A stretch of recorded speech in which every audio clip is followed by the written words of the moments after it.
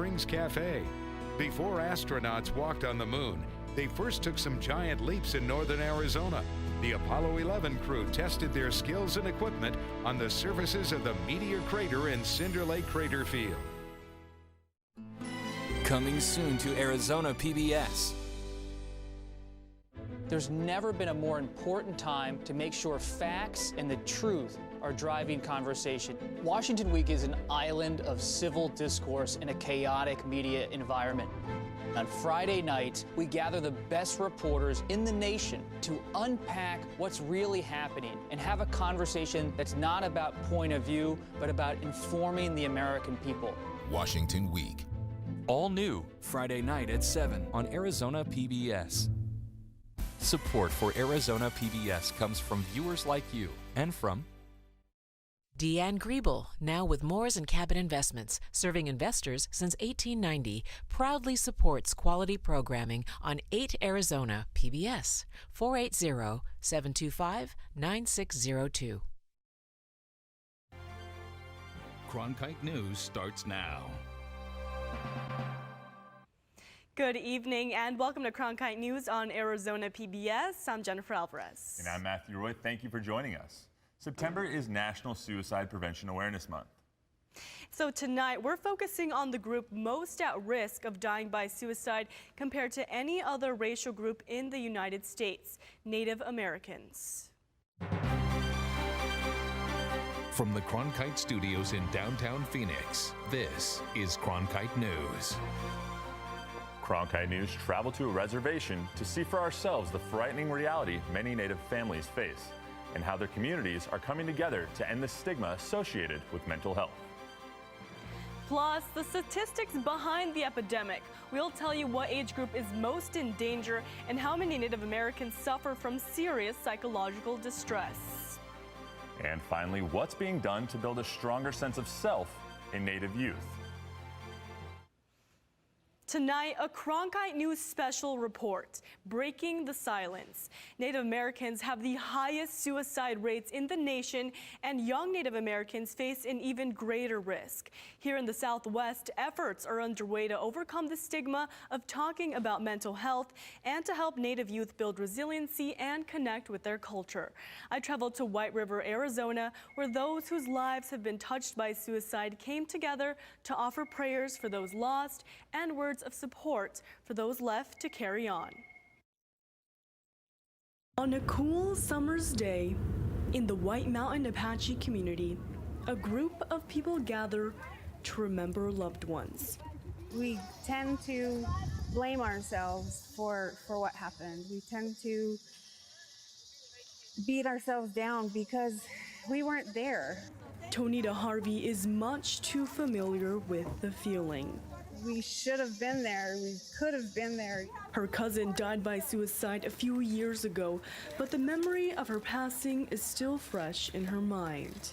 It was very tragic for all of us to get the news early in the morning and wonder and then research and figure out what happened. And you have a lot of questions. You know, you don't know where they're going or what happened. Did they suffer?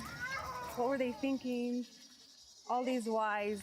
Her faith at a crossroads. It questions your spirituality. When the tragedy occurred. In the saddest way. You don't know what the true meaning of life is. If somebody does this, you know, is it good? Is it bad? Is there a God that cares? Why didn't he step in and say something? That's why I'm here, for my cousin. And, you know, I have other friends that have killed themselves too, you know, and it's just sad. It's sad knowing that they're hurting and we can't come up with an answer. The Life is Precious initiative by the Apache Behavioral Health Services tries to at least come up with support through suicide prevention walks like this one. You think you're alone, but being out here, I see that there's other people. You know, you remember there's other people, other families that suffered. Harvey is just one of many families. Suicide is the 10th leading cause of death in the U.S., and according to the CDC, suicide disproportionately affects American Indians and Alaska Natives the most among any other racial or ethnic group in the country.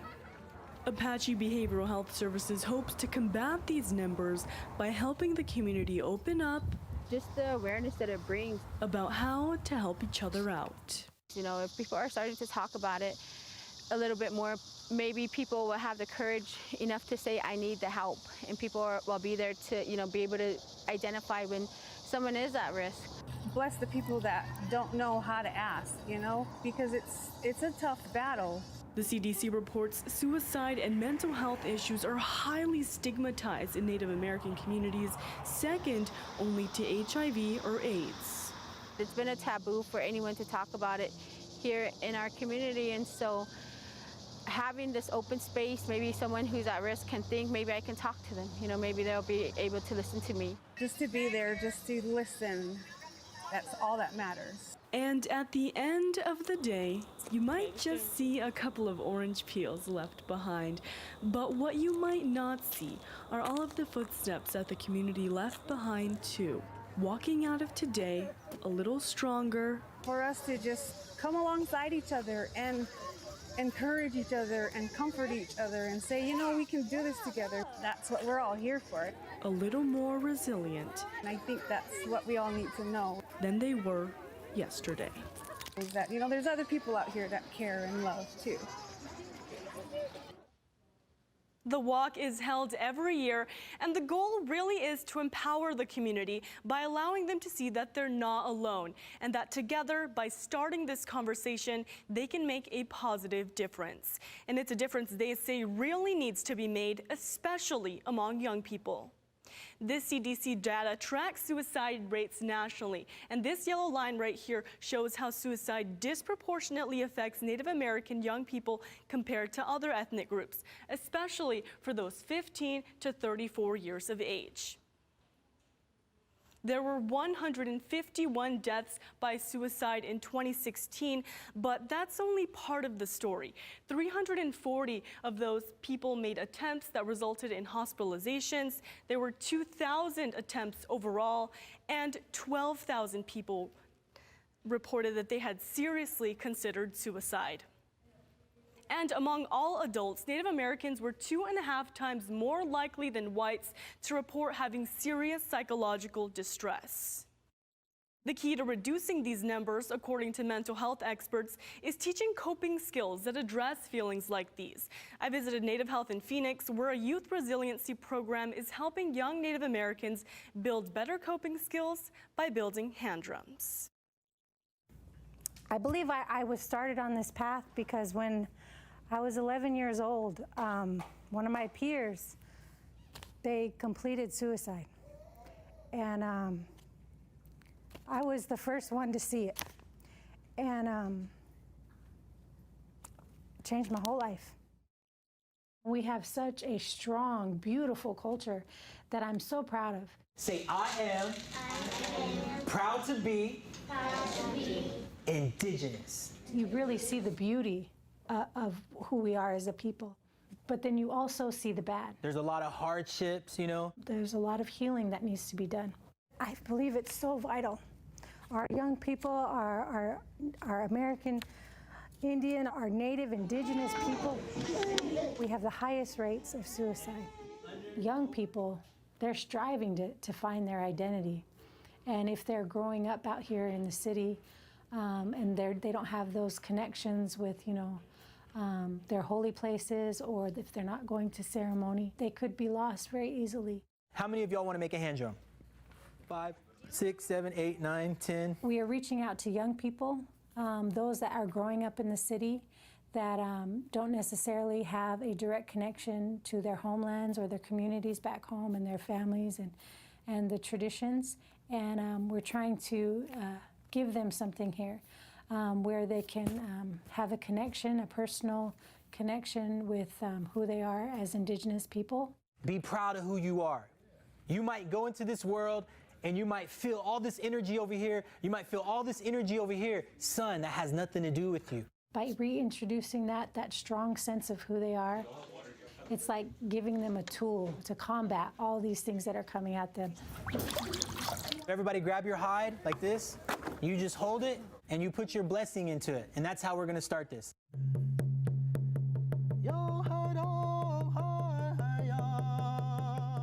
We're hoping that we can give these young people that sense of pride, that strong sense of who they are. Oh, wait, y'all. Doodle, hey. All right, y'all, now we can go. They were able to create something that was solely theirs. And, you know, they created their own personal design. And it's all a journey for self-discovery, self-identity. What I learned today is how to make a drum. It's like a reminder of who you are and like not to lose who you are with the world around you. How you drum? How you drum? Our youth are our next generation. They're the ones that are going to be our next leaders. So if we can impact change with them, then the future is going to be better for our communities. You got to say it like you believe it. Not like, I am. Let me hear it one time, all right, y'all? I want y'all to feel it. Say, I am proud to be indigenous. Say, we are still here. The one thing that, you know, I always tell young people is to be a Native person in America right now is incredible. That means you come from such strong blood because your people survived. You come from really strong ancestors. Touch your chest, your chick-su, your heart. Say, I'm still here. Say, I'm alive. I'm in 4th grade and I'm feeling good. I don't know, somebody's in 4th grade, I don't know. That's what I want our young people to recognize, to know. Be proud of who you are, of that identity, of your culture, because it's so unique. Take your drum, you'll find a design in there, and that design will relate to you. And they say this is a renewal, this is like a new beginning, but you have to take care of this. And they say if you take care of this, the medicine from this will take care of you. Culture, identity, spirituality is going to be the answer for a lot of the social ills that we face as a people.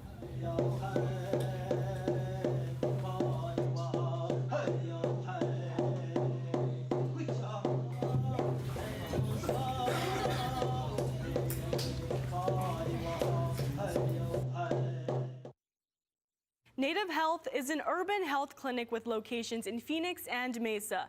The organization offers culturally sensitive wellness services as well as community programs like these. Leanne told me that while she knows their youth resiliency program can't reach everyone, she hopes to at least help as many young people as she can. And if you or someone you know is in need of immediate support, you can reach the National Suicide Prevention Lifeline at 1-800-273-8255. For this Cronkite News special report, I'm Jennifer Alvarez. Coming up next on Cronkite News at 5. With Senator Jeff Flake is now telling fellow Republicans there's still time to save your souls. And should college athletes be allowed to take endorsement deals and get paid for their likeness? It's your chance to weigh in after this.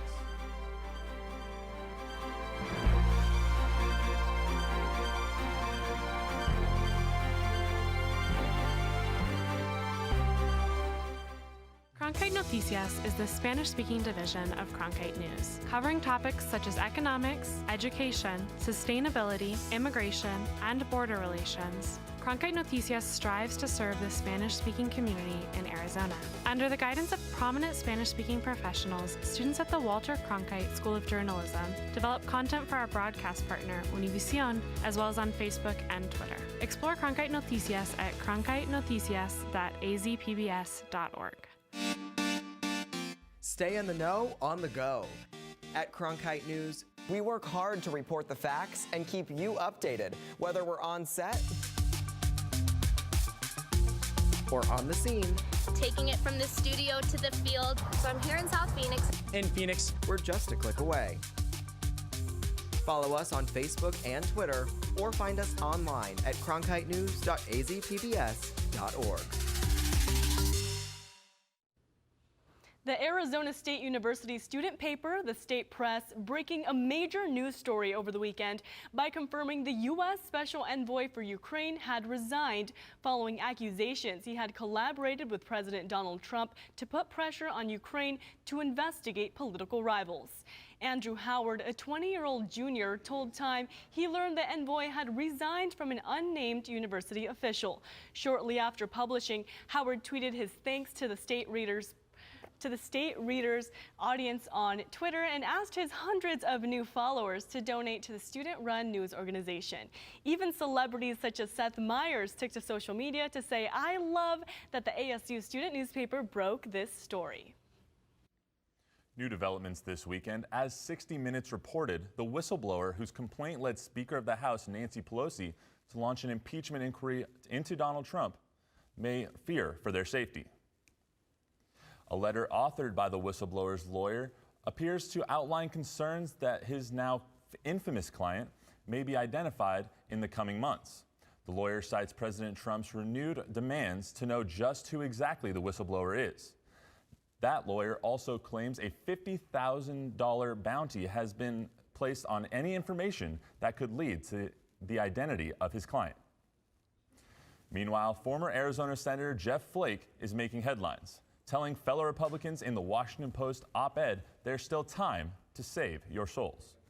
Ever since retiring from Congress earlier this year, Flake has been one of the more vocal Republican critics of President Trump, saying in his op-ed that Republicans in power must stand by their principles, even if it means risking their careers. Flake said his decision to come out against President Trump, President's re-election, was actually an easy one, but he says he still has grave reservations about impeachment. Arizona is the fastest growing state in the nation. That's according to the U.S. Census Bureau's 2018 American Community Survey. It estimates Arizona's population grew by 2.2% last year. That's the largest percentile increase by any other state. Arizona's total population grew by about 155,000 people from 2017 to 2018. And for perspective, that growth in a single year is equal to about 1/4 of the entire population of Wyoming. The executive director of the Maricopa Association of Governments telling Cronkite News 65 to 70% of the overall state growth occurred in Maricopa and Pinal counties. One major challenge of keeping up with this kind of growth, though, is ensuring Arizona's transportation infrastructure can handle the swelling population, which will take money. And the state hasn't changed its gas tax since 1991. It's been 18 cents a gallon. And so the purchasing power of that has certainly declined. And so we're going to have to look with our colleagues at the state level, what we can do to augment those resources at the state level. Here in the Valley, there's a dedicated sales tax that's able to keep up with infrastructure needs. However, if Arizona continues to grow at such a fast rate, the state will need to plan ahead to make sure everyone can fall in love with the Valentine state. And up next on Cronkite News, propane-powered buses. We'll show you how some schools are switching to propane in order to help improve the environment here in the Valley of the Sun. Don't go away.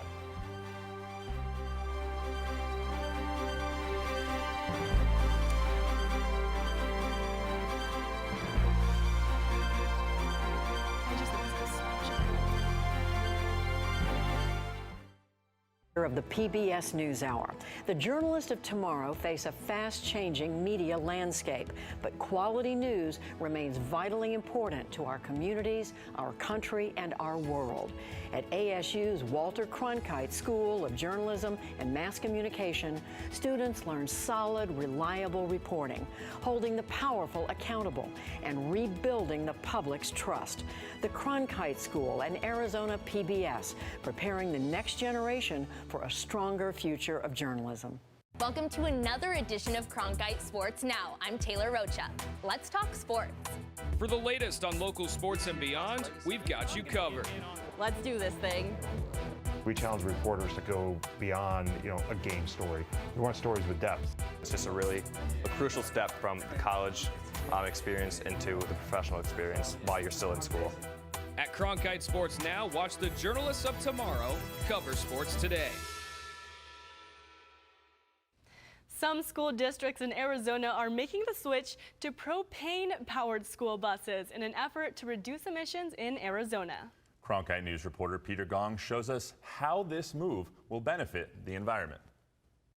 Several school districts in Arizona are able to buy new propane-powered buses thanks to some new state funding. Arizona Governor Doug Ducey awarded $7.5 million to 35 school districts in Arizona for purchasing diesel and alternative fuel buses. The portion of the funding came from a Volkswagen settlement after the company violated the Clean Air Act by modifying their cars to pass the emissions test. One school district in Flagstaff finds several advantages with propane-powered buses. They actually are less expensive because they do run cleaner. That means that there's less in the emission systems, or fewer EPA parts in a propane-powered bus. One study from West Virginia University found that propane-powered school buses emit less pollution. Data in the study shows that propane emits less carbon dioxide than diesel vehicles and also has lower nitrogen and carbon monoxide emissions. According to Ron Pope with the Maricopa County Air Quality Department, the age of the school bus contributes to the difference on emissions between propane and diesel buses. The emissions for a propane power school bus is it's a little less than a diesel power, but it's not a dramatic difference. When compared to older vehicles, it is a dramatic difference. There are still issues with propane-powered vehicles that have to be considered. The initial cost to buy propane-powered school bus is more than other school buses. Most fleets still run on diesel, and there are very few public propane refueling stations. They have to be refilled on site. But the benefits include lower maintenance and fuel costs, as well as being better for the environment. In Flagstaff, Peter Gahn, Cronkite News. Flagstaff Unified School District plans to add more propane-powered school buses in the future. And today is the last official day of the monsoon, but unfortunately the season didn't deliver as much rainfall as many of us had hoped for. We were all hoping that most weeks would be like last week when it was raining every day. But at least when we were coming to school or going to work this morning, we could roll our windows down. Finally, yes, and actually some cooler air finally filtering in behind that storm system. But you know, the big weather story today is actually not here in Arizona. Let's show you a video out of Montana. This is, wow. I mean, what is it? What month is it again? It's almost October. It's almost October, but yeah, here we are, late September, and many cities up in Montana actually managed to pick up about 48 inches of snow. That is about 4 feet. But you know, Matthew, 48 inches of snow in September, I mean, we don't live in the Arctic Circle, right? That's insane. It's making me miss Colorado, where I just moved from. I mean, I want to go back. Yes, definitely. Well, fortunately, no snow to track in our forecast here for the time being, but I want to talk about the monsoon stats real quick because we're wrapping things up here, and officially no more rain in the forecast for the rest of the day. But here in Phoenix, we only managed to pick up about 25% of our average monsoon total. As you can see, our average is about 2 3/4 for the year, and this actually fell right about number 4 in spot for the top 5 driest of monsoons ever here in the valley. Again, records going all the way back to 1896. And Flagstaff, pretty much the same thing again. 25%, only 2 inches up there at the Flagstaff airport, and their normal is nearly 8.5 inches in Flagstaff. So that puts them at the top driest monsoon ever in Flagstaff. So it was felt definitely statewide across the state. And you know, if you're asking yourself, out of all the rain that we got last week, what did it exactly do to our drought? Well, we can show you here. Not a whole lot. As you can see, severe drought is still taking over lots of parts of our state, including right here in the Valley of the Sun and up to the north along parts of the high country. So, you know, we need to get some good soaking rains anytime soon to relieve some of that drought relief. Unfortunately, we're not going to see that here in the near future. In fact, cooler temperatures are going to be staying with us. As you can see, lows. Now we're getting to the time of year where we have to track freezes up north. We're talking 26 there at the Grand Canyon and 20s there in Flagstaff as well. High temperatures will rebound to those 60s, and those cooler temperatures will stay here in the valley as well. If you consider 90 cool, that's about a few degrees below our average for this time of year. So along with the cooler temperatures, you know, we have fall color that we're going to be starting to track here soon. Now, as you can see up to the north, just in a couple weeks, we're going to start to see those beautiful shades of yellow and orange begin to fill up along the rim and eventually make their way down into southern portions of the state as we head throughout the month of October. So the more cool nights we can get here in the valley as well as across the entire state, then the better chances we'll see of getting that fall color. But check out the 7-day forecast here for Phoenix. Tomorrow, the coolest day for the next 7 because we're warming things all the way back up to 90s. Check out the weekend, Jenny. Back up to 97, just a few degrees shy of that triple-digit mark. I mean, as long as we're staying short of the triple digits, that's good. Up next, a new law that could open the door to student athletes making cash while playing college sports. And it's your chance to weigh in on whether or not this should be allowed right here in Arizona.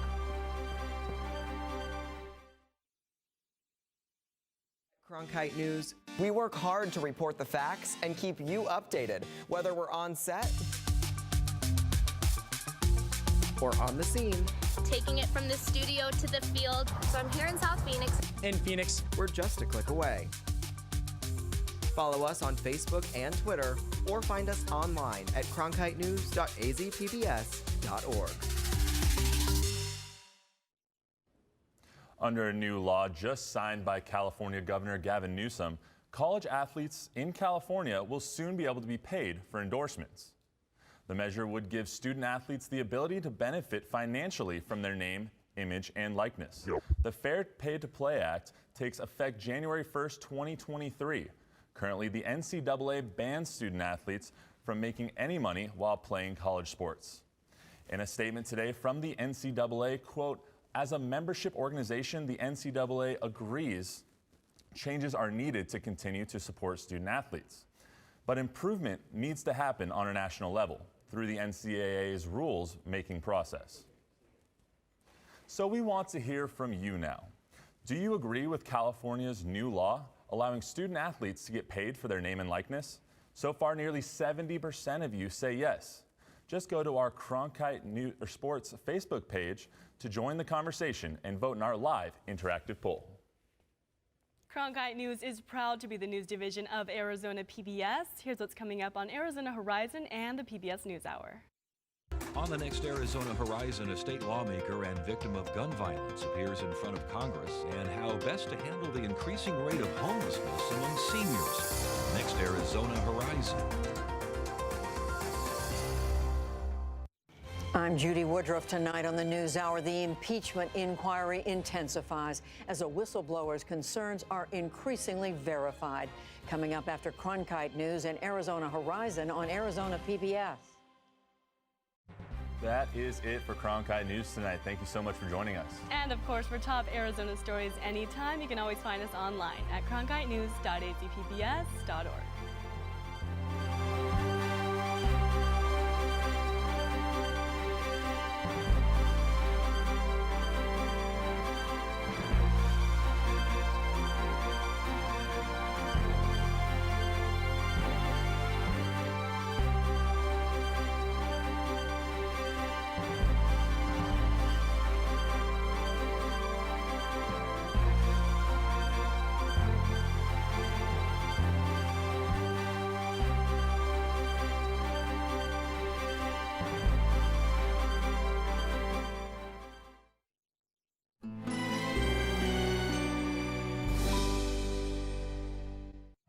Can't continue to allow China to rape our country. Cooperation is the only choice for the United States. If the government asked for the data, would you have to turn it over?